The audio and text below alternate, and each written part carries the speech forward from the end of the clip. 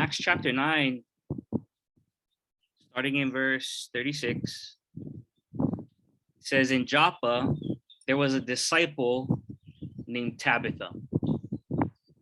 Her Greek name was Dorcas. She was always doing good and helping the poor. And about that time, she became sick and died. Her body was washed and placed in an upstairs room, verse 38. Lydia was near Joppa, so when the disciples heard that Peter was in Lydia, they sent two men to him and urged him, please come at once. Peter went with them, and when he arrived, he was taken upstairs to the room. All the widows stood around him, crying and showing him the robes, other clothing that Dorcas had made while she was still with them. Peter sent them all out of the room. Then he got down on his knees and prayed. Turning toward the dead woman, he said, Tabitha, get up. She opened her eyes, and seeing Peter, she sat up. He took her by the hand and helped her to her feet. Then he called the believers, especially the widows, and presented her to them alive. This became known all over Joppa, and many people believed in the Lord. Peter stayed in Joppa for some time with a tanner named Simon. Happy Mother's Day, everybody. It's a day where we honor our mothers and we give them the recognition of all their hard work and sacrifice and love and even the kind of dependency they've given to their children for at least 9 months in the womb. And yet, Mother's Day is a bittersweet day, as many of us has mentioned already. For some people, they're left remembering their moms because they've passed on. For others, it's hard to remember their moms because there's nothing or little worth remembering. And yet for others, they cannot remember their moms because they did not have a mom. And yet for others who are fortunate enough, they celebrate the physical presence of their mom today. And as we celebrate moms this morning, as we remember moms, I think in turn, we also celebrate womanhood. Yes, the women in our lives and the women in whom God has created them to be. God created women to represent, that alongside man, not over or not under, but alongside men, women too bear the very image of who God is. This one time I was attending a Bible discussion, and in the opening question, the guy asked this question: who has it harder in society today? A man or a woman? Quite the loaded question. So I was interested to stay there and see what people are gonna have to say. So I settled in, and one by one, each person gave their answer, and some gave a rationale as to why they gave that answer. And I was surprised, not entirely, but somewhat surprised, hearing the majority of the group say that it was men that had it harder. To be honest, I was restless. I was restless leaving that conversation because what emerged from that Bible discussion, whether the guy intended it or not, was possibly leaving the group with this impression of undermining the kinds of challenges our women go through in our society, all for the sake of making a point. The truth is that there are different challenges men and women face today. And the truth is that we should appreciate one another for going through those challenges. But it's worth saying, especially for today, that throughout history, and especially in our time today, it is most notable the kind of character women have had and women need to not crumble to the pressures that society tell who women should be today. Speaking from a man, as a man, it's inconceivable of how strong women have to be. There's so much voices that come from society, politics, even religion, narratives telling what women ought to do and what women ought to be. So today, as a man, I want to celebrate our women, our moms, our sisters in the church who align themselves with the power of the Spirit and not with the power of this world, who align themselves with the foolishness of the cross and not the wisdom of this world, so-called wisdom. We celebrate you, our sisters, our women, our mothers. We celebrate people like Tabitha. I must admit that Luke's lack of detail, since Luke wrote Acts, that's what they say. I must admit that his lack of detail and length that he gives to Tabitha is kind of frustrating for a couple of different reasons. On the surface, what's frustrating is that the story might possibly undervalue who Tabitha is because it's not a long one. So you kind of just glaze over it. Well, that's the risk it runs, depending if you're a lazy reader, that you just glaze over, just another story kind of situated where Saul makes the scene in Acts 9 and Peter is in the scene and everything amazing is going on. You can just glaze over this seemingly insignificant woman if you're a lazy listener, if you're a lazy reader. But what's even more frustrating that I realize about myself in restudying this passage, that oftentimes I read the book of Acts as if it's some kind of manual of how to grow the church. It can serve that purpose, but it's not just a manual, Brad Tamashiro. It is a testament to how the Spirit of God has powerfully moved through the women and men in the first century, and how the Spirit of God still testifies and moves today, the women and men of our time. And if you read it like a simple manual, you'll totally miss out on people like Tabitha, who are holding the whole ship together. They're holding it together. But a humble reading of scripture will make people like Tabitha visible. A humble reading of scripture will reconsider this seemingly insignificant woman with significant value in our lives today. Next to the stories of the Pauls and the Peters and the Philips, Tabitha is right there next to them, showing us that God moved just as powerfully through her as with Paul and Peter and Philip.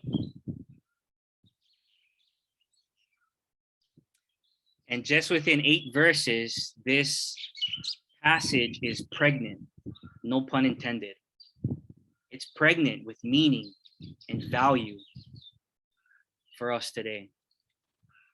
But Tabitha is dead. She's dead. She fell sick and she died. And the community that she was so a part of grieved her passing. They were broken, they were fractured that she was gone. And respectfully, they washed her body, prepared it, put it in the upper room, and immediately sent from Peter, who was just a town away. And though it was never voiced in this passage, assumingly, they were hoping for a miracle. for Tabitha, a pillar of that community, to be brought back to life. But look at what it says in verse 39. All the widows, look at this. All the widows stood around him, Peter, crying and showing him the robes and other clothing that Dorcas or Tabitha had made while she was still with them. No one says a word in this room. They're simply just showing Peter the close of the amazing story this woman wove together with her hands. And the faith that was in every fabric of those articles of clothing that kept those widows warm, that reminded those widows of the love of God.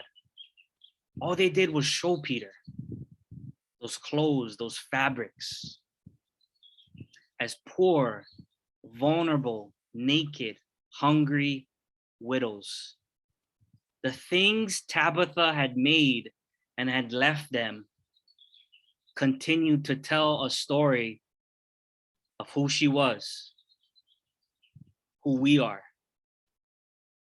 When we grieve, there can be a sense of remorse and regret, especially when we're in the company of the many physical things that were left behind.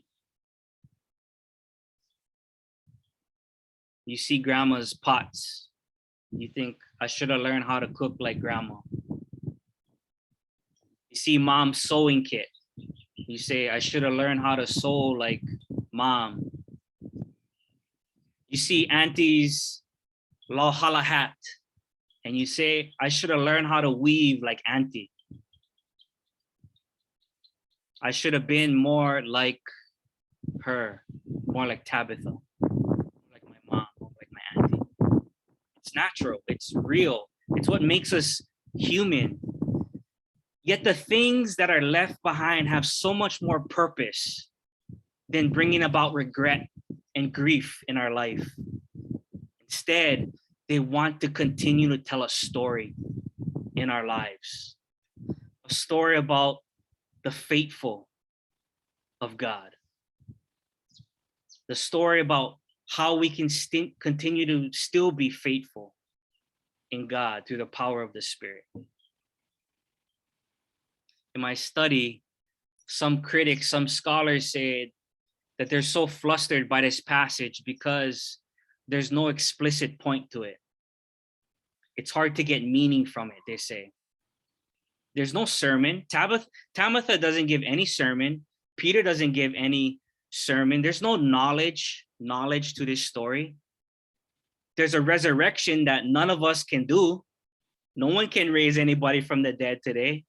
So it leaves us in this place where we just recognize this ordinary woman, Tabitha, in an obscure place called Joppa that we've never been to, and we don't even know where that place is even at anyway.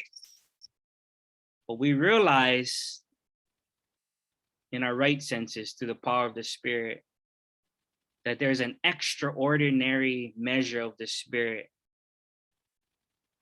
through the end of a needle. Tabitha was a seamstress,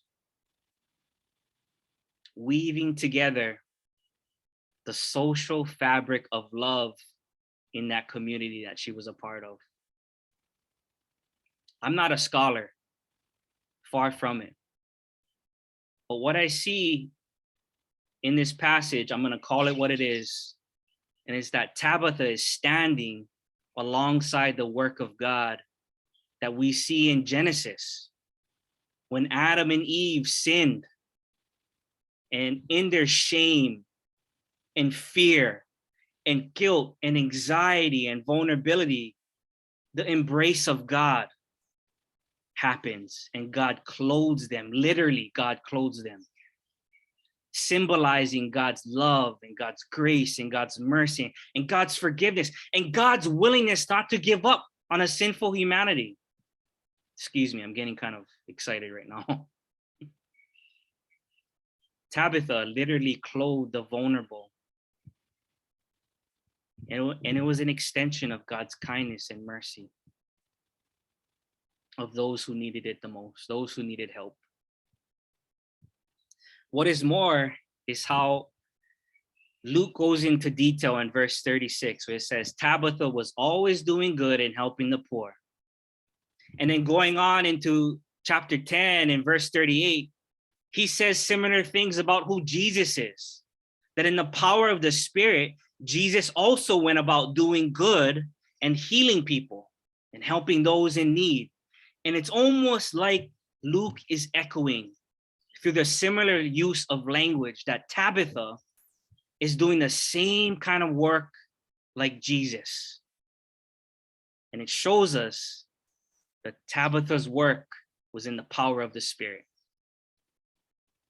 that she embodied the ministry of Jesus in her lifetime through the most ordinary of means. A needle in her hands, weaving together clothes so that the widows could be kept warm. Tabitha is a seamstress. Tabitha is a woman. Tabitha is a disciple of Jesus Christ.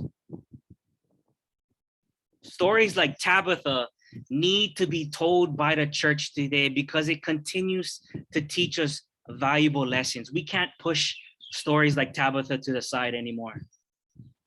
Stories like Fanny Crosby, though despite she was blind, teaches the church what true faithfulness is. What true seeing is that through acts of great worship, we can see God. Through stories like Rosa Parks, that despite her being asked to sit in the back of the bus, chose to stand against injustice by quietly sitting in the strength of dignity in the front of that bus. Stories like Queen Liliuokalani, who in the face of hate and violence chose peace and love for the sake of her people. The church continually needs to tell stories like Tabitha because it reminds the church what the gospel is.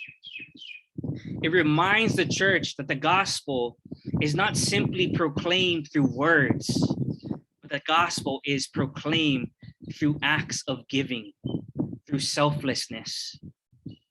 That Jesus' ongoing work, Jesus' ongoing presence in the world today through the power of the Spirit is when the church decides to give, to be selfless, through the most ordinary of means, through a needle. Doesn't have to be extraordinary, but our stance on it, of giving ourselves, is what makes it divine, because God is with us. Tabitha's story teaches the church that